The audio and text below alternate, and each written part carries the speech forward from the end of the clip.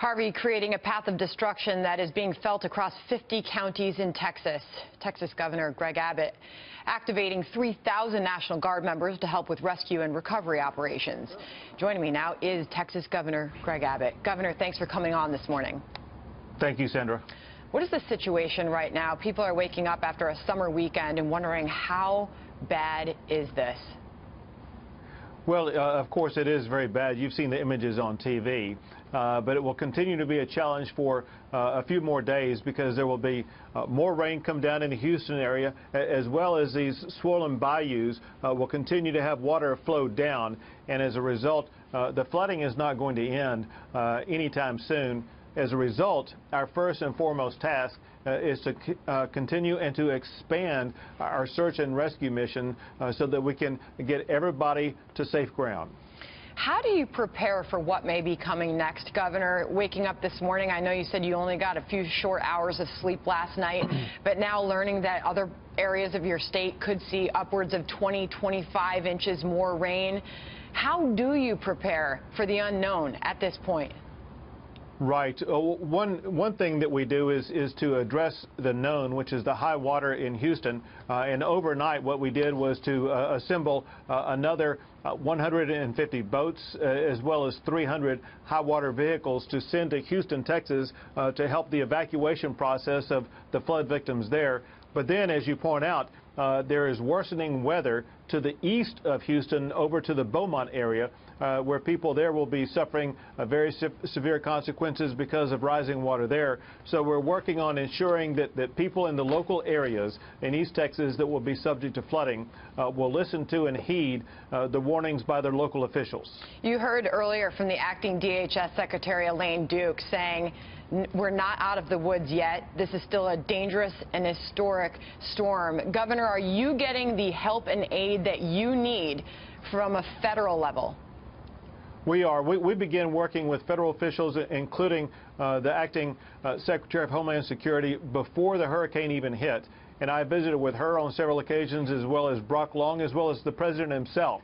And all together, they're providing the very best response that we can need. They're providing everything that we've asked for. And Brock Long articulated early today what he told me yesterday, and that is this is going to be a long build-out process. Once the waters recede, we're going to be working to build this out in an effort that will take longer than a year. You're deploying an additional 1,000 National Guardsmen. In addition to that, Governor, you've announced more vehicles are being sent in, shelters are being added, aircraft is being sent in. Should this get much worse as we continue to watch the forecast and watch this storm make its way through your state, should this get much worse, what are you prepared to do? Now 3,000 Texas National Guardsmen have been sent in. Right. We continue to add more assets and resources. Overnight, I ordered another 1,000 National Guard to be there. I ordered another 250 Texas Department of Public Safety officers to be over in Houston. And we continue to round up more boats and more rescue vehicles and personnel, as well as to add more helicopters in the air for air-based rescues. And so, again, our top priority is rescuing people, saving lives, and then the sheltering process. We're opening up more shelters in places like Dallas and San Antonio and Austin that will be able to accommodate everybody who is evacuated. The Houston mayor is defending his decision not to evacuate, Governor. You have stood by him. Have you had a chance to stop and think and look back about what you knew before this and thought maybe some different decisions should have or could have been made? Well, listen, we were all looking at various different models for the weather.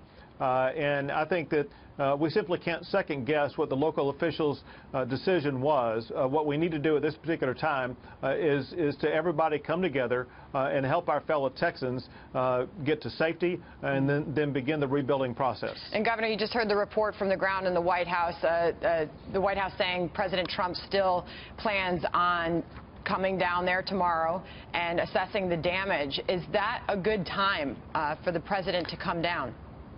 Right. It's my understanding he will not be coming to the Houston area, which is the most still dangerous prone area.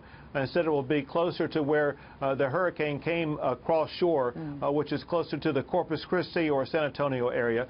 In fact, I will be down there with Brock Long, the FEMA administrator, today in Corpus Christi, surveying the damage where the hurricane came across land. All right. Our thoughts are with the people of your state, Governor. Thanks for coming on this morning.